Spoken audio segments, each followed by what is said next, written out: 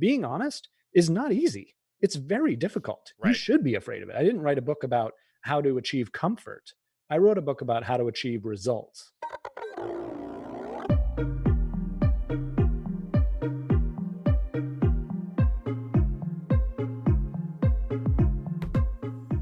I'd like to welcome Peter Kozodoy to the Productivityist podcast. Peter, thanks for joining me today. It is absolutely my pleasure. It's good to be here. So, your book is entitled Honest to Greatness: How Today's Greatest Leaders Use Brutal Honesty to Achieve Massive Success. And when I came across this book, and the first word that stood out to me was the idea of honesty is something that I really want to make sure that I espouse to as often as possible. If not, like it marries itself nicely with integrity. What led yourself to saying, hey, you know what, this is the book that needs to be out there right now, and I'm the guy that's got to write it? Yeah. Well, the thing about writing a book about honesty, Mike, is I get to be honest. I kind of have to be. Yep. And the truth is, I never set out to write about, speak about, or frankly, even care about honesty. I set out to write a marketing book because in my trials and tribulations of going from, a fresh out of college entrepreneur, not knowing his butt from his elbow, to growing an Inc. 5000 marketing agency with my business partner, we encountered cultures and leadership teams from startups to the Fortune 500, and even got to work for Warren Buffett himself. And I was always fascinated by a problem that I couldn't figure out. And it was that with some of our clients, we would go into their organizations and give them, growth strategies and work with their frontline employees and unearth insights from their customers and give them back like all this great stuff. We're like, hey, here's what people are saying about you. Here's what we need to do. And they would do it and they would just crush it. They'd get like a 5-6 times ROI in their investment with us. They'd stay with us for years. Everything was great. Others, Mike, we would work with, give the same love, care, attention, insights, the whole shebang, and they would just blow up on the launch pad. They would descend into infighting and politics and ego and bias and BS.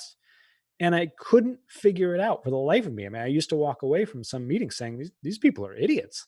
Now, that wasn't true. That was me being an idiot, right? No executive rises to be an executive that, doesn't have a couple of good neurons bouncing around in the skull there. But what I ended up deciding through my experience and through research and really digging into this is that it wasn't stupidity that prevents otherwise well-meaning executives from powering their organizations through to the transformations they need.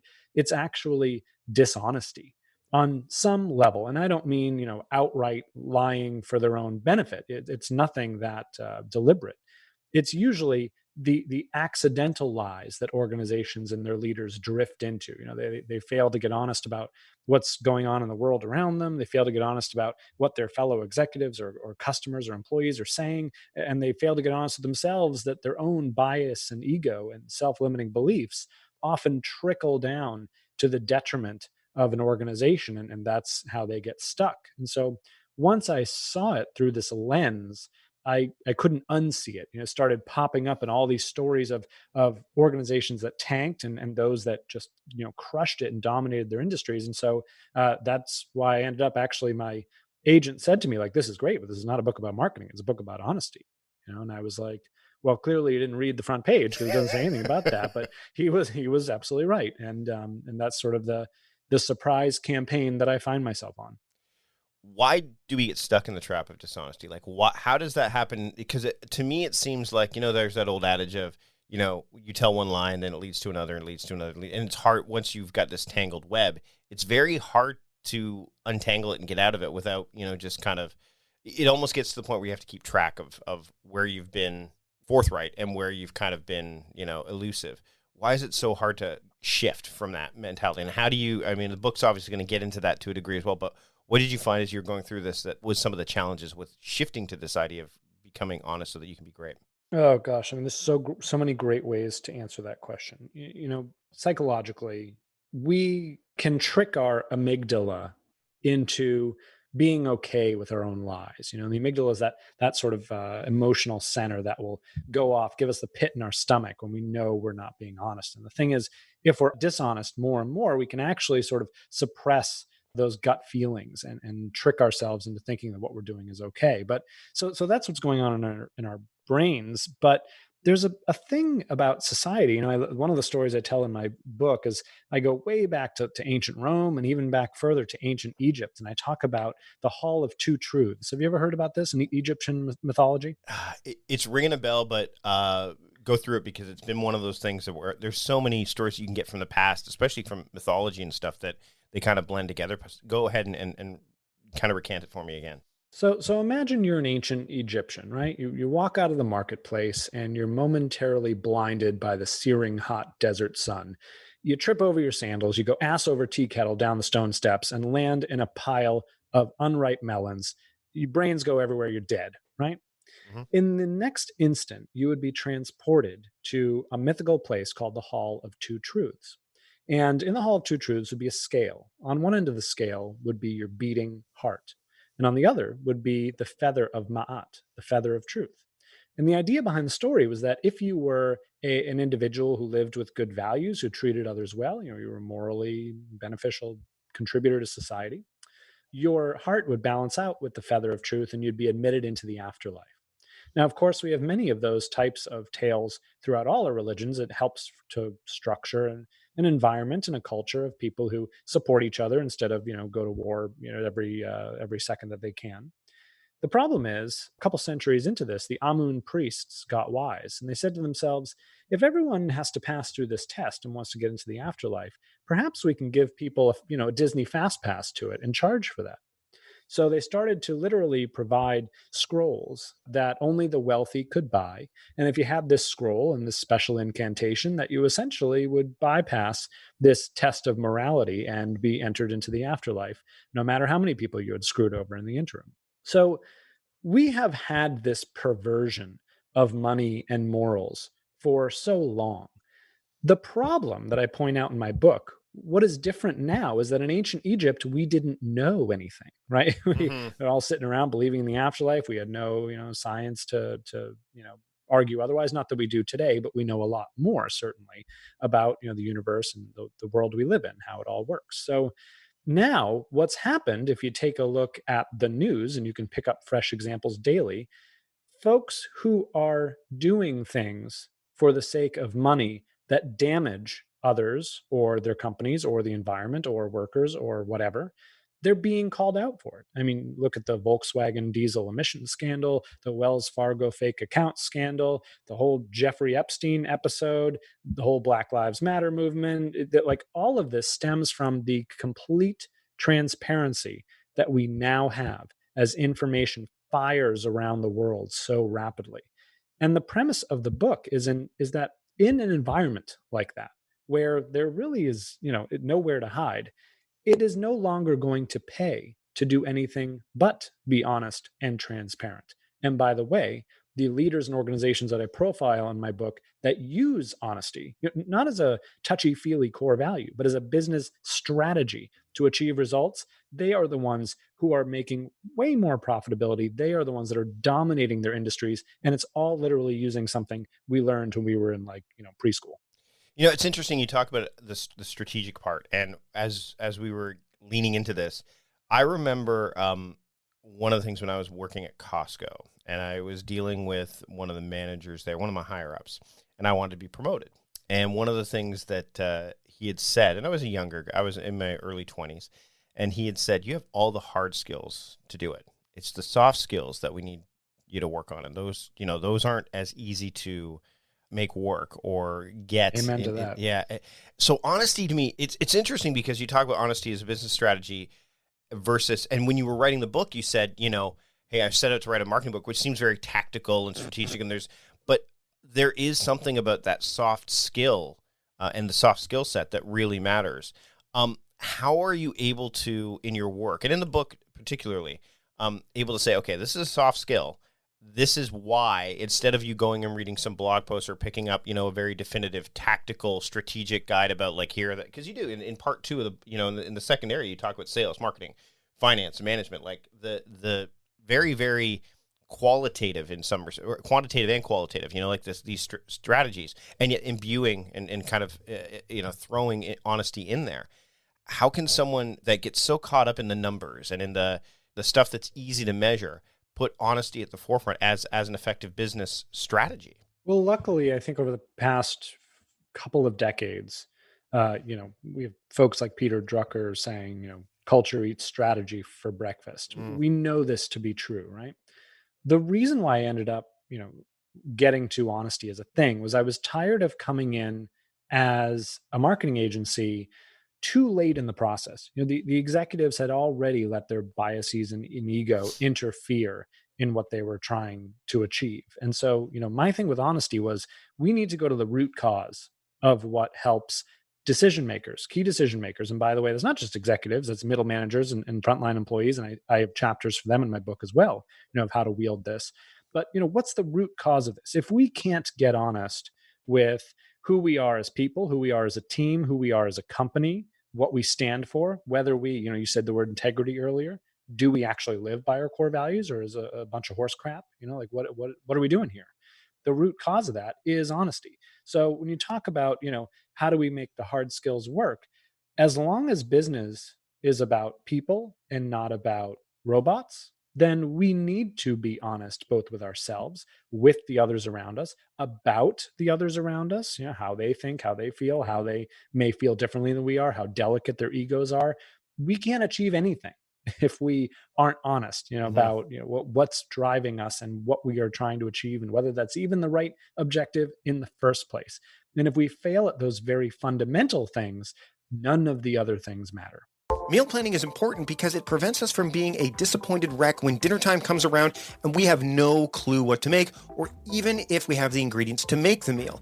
It's a time and a money saver, but most importantly, it frees up valuable brain space. Creating a meal plan prepares us for the week to come and gives us peace of mind that we're organized and can feed ourselves and our family. That's why I do it, and that's why Plan to Eat helps me do it. Your subscription includes access to the Plan to Eat website and fully featured mobile apps on iOS and Android. And Plan to Eat gives you the tools to clip and organize recipes from any website, the ones your family loves and that fit your dietary preferences and needs. And you can create a meal plan around your schedule. Then what happens is the Plan to Eat software automatically creates an organized shopping list based on your plan. So sign up for your free trial at plantoeat.com/timecrafting. That's plantoeat.com/timecrafting. The coupon will be automatically applied to your account and can be used when you're ready to subscribe. It's valid for new customers only. Give Plan to Eat a try today.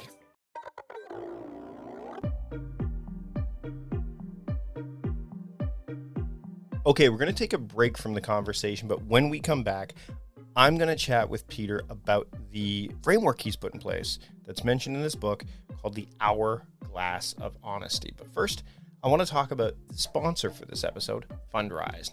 Now, we've heard for years that it's important to have a diversified portfolio, stocks, bonds, mutual funds, that kind of thing. But if you've ever looked at a breakdown of the most successful portfolios, you'll typically see a diversified set of real estate. So why isn't it one of the first asset classes you consider when you're looking to diversify? Well, simple. It hasn't been available to investors like you and me until now. Thanks to Fundrise. They make it easy for all investors to diversify by building you a portfolio of institutional quality real estate investments. So whether you're just starting to invest in real estate or looking to add more, Fundrise has got you covered. To date, Fundrise manages more than $1 billion in assets for over 130,000 investors. And since 2014, the Fundrise platform has averaged 8.7 to 12.4% annual returns. And investors have earned more than $79 million in dividends alone. That's incredibly impressive. And Fundrise's team of real estate professionals carefully vets and actively manages all of their real estate projects. And with their easy-to-use website, you can track your portfolio's performance and watch as properties across the country are acquired, improved, and operated via asset updates. So start building your better portfolio today. Get started at fundrise.com/timecrafting to have your first 90 days of advisory fees waived. That's fundrise.com, spelled fundrise.com/timecrafting to have your first 90 days of advisory fees waived. Again, fundrise.com/timecrafting. I'd like to thank Fundrise for sponsoring this episode of the Productivities Podcast. And now let's get back to my conversation with Peter Kozodoy here on the Productivities Podcast. I want to talk a bit about fear, because the adopting and letting those biases and those thoughts that are already there, the things that kind of infiltrate, right?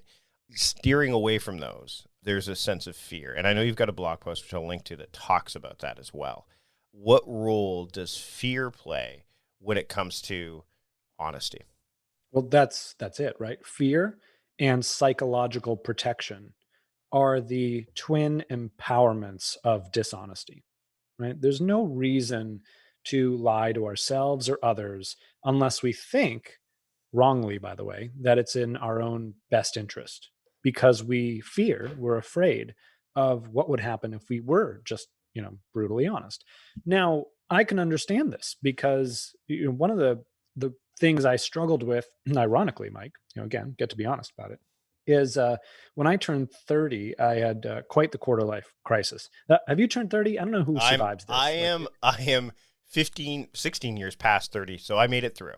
Oh my gosh. One time I was doing a keynote talk and I said that, and I was about to say I said that joke, but it's not a joke. 30 was terrible for me. And a very lively older woman stood up in the front row and she said, "I've turned 30 twice." And I said, "Well, I don't know how the heck you've survived it, once, never mind the second time." But anyway, so what happened was, I had two really big failures, what I considered to be failures in my teenage years. At 17, I was convinced that I was going to the Olympics as a figure skater. I was a very highly trained figure skater for 15 years.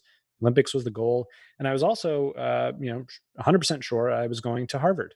Several of my family members have gone to Harvard. I grew up outside of Boston. That was just the way my life was going to go. By 18, it was clear neither one of those things was going to happen. And it was a devastating time. And it fueled my 20s. It really gave me chips on my shoulder to build, what turned out to be an Inc. 5000 marketing agency with offices here in the US and in Canada. And the problem was, I got very good at helping organizations and leaders see what was true. And after I turned 30, I had realized that those big failures I had as a teenager had me accepting a second best scenario. I had achieved some success, but I had really denied myself all the first, best, most important goals I had because I figured, well, now I don't deserve to achieve those. I already missed it. Right. So, the irony was I had to get honest with myself, for the first time. And one of the things I got honest about, in all the things I wanted to achieve, one of them was writing a book. It's just in my identity to be an author. So I sat down to write a book. Now that's been a 4-year journey. You and I are talking right now. At this moment, my book's due out like on Tuesday. We're 4 days away. Mm-hmm. Okay. And it's been a 4-year journey of hell. I mean, it was really, really hard, and it's cost a lot of time and it's cost a lot of money. And I'm sure there are opportunity costs I haven't even thought of, and there's no guarantee of success. Being honest is not easy. It's very difficult. Right. You should be afraid of it. I didn't write a book about how to achieve comfort. I wrote a book about how to achieve results. And if we have two choices, right? We can either deny what's true and have regrets and never know, or we can be honest about what we really want, who we are, and what it's going to take to achieve the life and business that we want, and go and do it. And we have the freedom to do that. So it's up to us whether we're going to be honest or not about it. To me, one of the things that I think that can get in the way of this, I know I've come across it as well. Speaking of honesty, I'm going to get honest here as well, is sometimes I think I take on too much and have so many things going on that there is some sort of self-sabotaging going on. You know what I mean? Where you take on so much that maybe to prove, in my case, hey, I've got a productivity system in place. I'm a productive guy. Let's show them how productive I can be. And I mean, I've gotten better at simplifying because that makes it easier. It gives me room to breathe. Makes it easier for me to be more honest about what not only honest with myself, but then honest with others. And I want to definitely get into the hourglass that you talk about in the book, but do you find that when through your work and we'll link to your TEDx talk as well. You've been really digging into this. You've talked about 4 years, this being a 4-year journey. I think, is that one of the things that you've come across is, hey, I'm doing so much because if I have a lot of plate spinning and stuff like that, that people see this, what's going on, but it's not really it gives me permission to go, oh, I'm sorry, I'll get to that later, or oh yes, I'm going to do this, and then it kind of falls through the cracks because you've kind of got smoke and mirrors going on. Do you know what I'm talking about? Yeah, I do. So so I've coached hundreds of entrepreneurs, helping them build their own $1 million company. And every month I run a forum group for entrepreneurs. I have a couple groups and we all come together on Zoom for a couple hours. And the whole idea is we get very honest and very vulnerable in a 100% confidential space about what's really happening, in our personal lives, family lives, business lives. Inevitably, Mike, when we talk about productivity and achieving results and success, however they define it, it is never a matter of adding things. It is rarely a matter of modifying things. It is mostly a matter of taking things away, Right. about attrition. And I say that about honesty. Like honesty is an act of omission. It's not an act of do more or do different. It's take out the BS, take out the biases, take out the blockers, and you're left with what's true. So, when I look at things that I've done over the years and look at how much busy work I did, how many things I thought were important that I spent time on that I find, oh, they're really not. Now I've gotten, with time and wisdom, much better at reminding myself, what's the actual goal? No, not the side goal, the end goal, and go directly there. Like I like to tell my clients, like, do not pass go, do not collect $200. Just go from the square you're on to the square you're trying to go to. And it's amazing how many people make up things that they think they need to go from A to B. It's like, oh, well, I can't be an author. I don't have a social media following. Okay, so oh, well, I can't write a book because I would have to, talk it out. I can't sit down and I don't type that fast. And I mean, it's like all of these things we throw in front of us, and we're like, okay, well, I guess I need to build a social media following then if I want to write a book. No, just go write the damn book.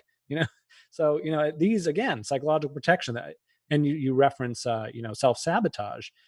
These things that we often frame as, oh, I need to get more productive, is really just yourself sabotaging yourself in one way, shape, or form. And it's up to us to get honest about that frame of reference, because if we don't identify it for what it is, we're just going to sit and stew in it.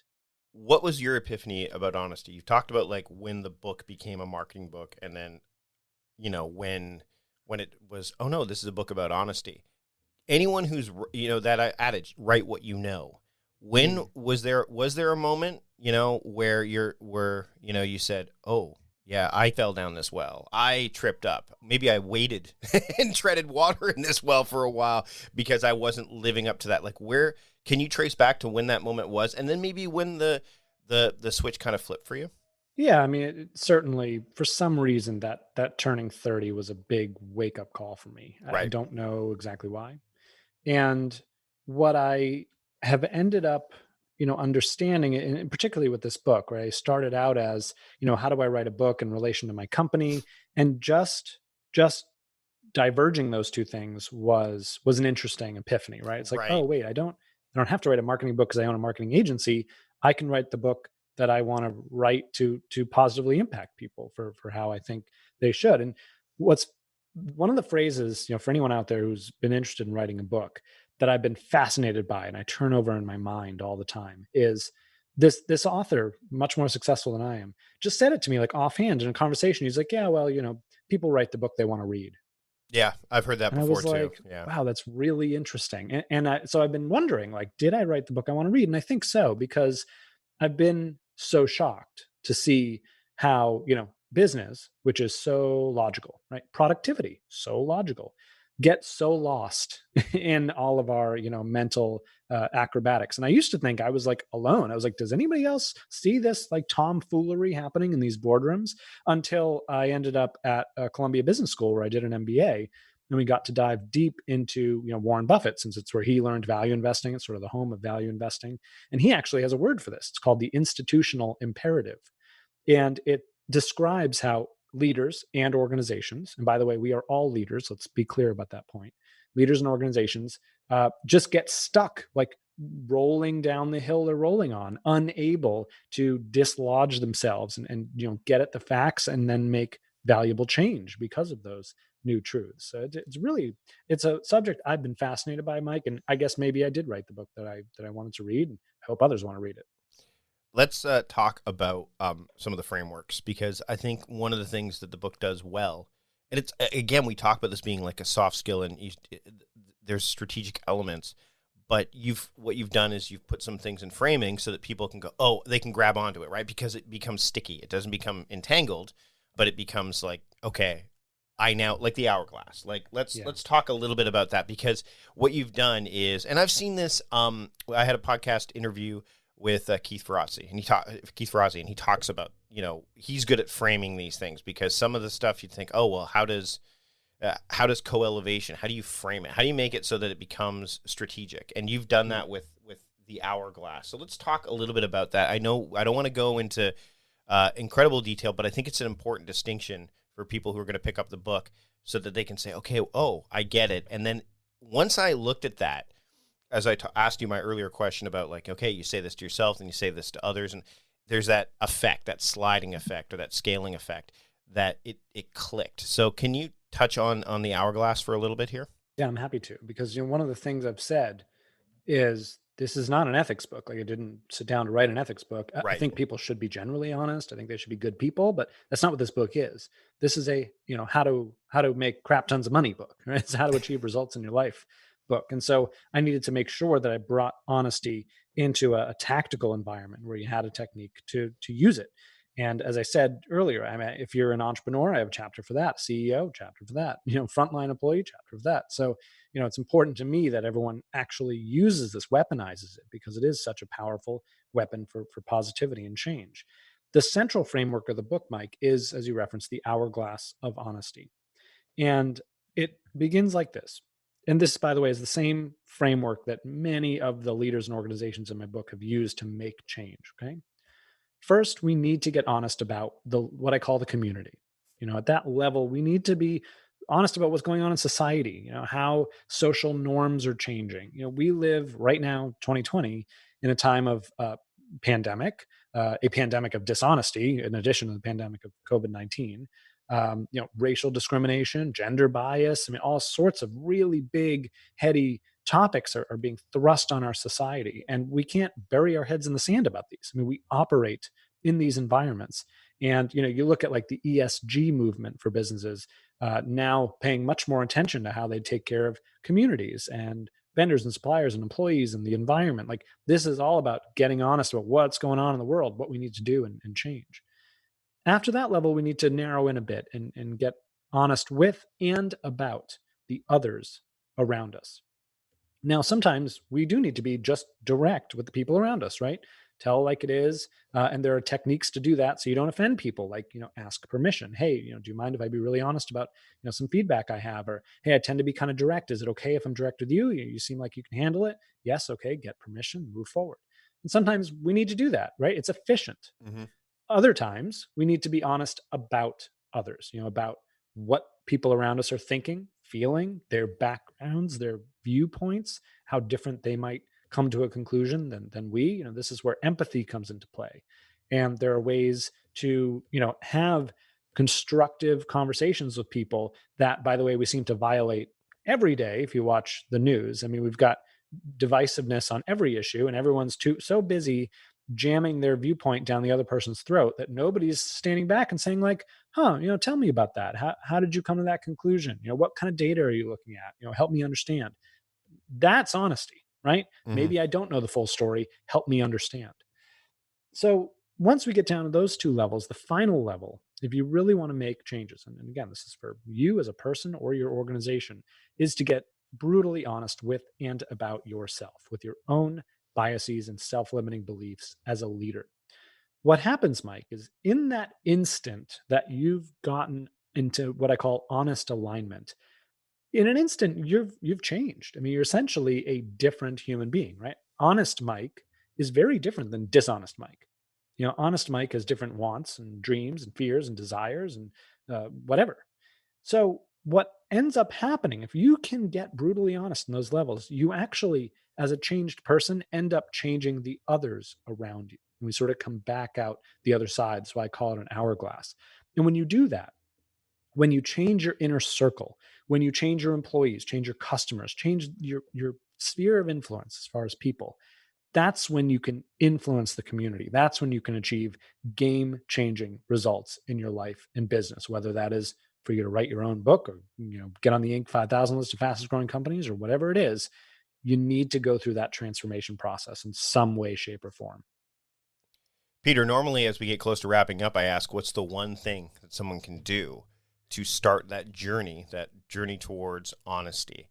You've kind of given in that last answer a lot of that, but if someone's looking to do this and they're other than picking up the book, which of course we can, and we'll have a link to the book in the show notes and everything like that, as expected. Again, it's Honest to Greatness, How Today's Greatest Leaders Use Brutal Honesty to Achieve Massive Success. But if someone wants to start today on this journey, where do they begin? What's one action they can take? You can start right this second with two of my favorite questions that I want everyone in the world to adopt. And it's this. And this works whether you're looking at a news headline on TV or reading your great Aunt Millie's Facebook post or thinking a thought in your head. Question 1, is that true? And 2, how do I know? Just think about it. Every input you take in, whether you're in a conversation or you're watching the news or whatever, just ask yourself, is that true? And how do I know? If we can put that light wall in front of us, right? Instead of absorbing things and reacting with our, primitive reptilian brains, we can just ask ourselves, is it true? How do I know? You would find that many of the things that we just assume to be true about how we think and feel and things we see actually aren't, or have much more nuance than we may initially think. So I hope everyone, Mike, adopts those two questions into their lives and businesses. Peter, where can people keep up with you and pick up the book so that they can start this journey on their for themselves? Sure. So come have an honest conversation. I'm at honesttogreatness.com. That's honesttogreatness.com. On that site, you can take the free 21-question honesty quiz, which will tell you how honest you really are. It'll tell you your honesty profile as a leader, if you're brave enough to find out. And for sure, Honest to Greatness is out. It's out, finally out after 4 years, everywhere books are sold. And if you love it, go to Amazon, give me a review. If you hate it, go to Amazon, give me a review. You get to be honest. That's the good part. Peter, thanks so much for taking the time today to join me on the Productivityist podcast. My pleasure. Take care.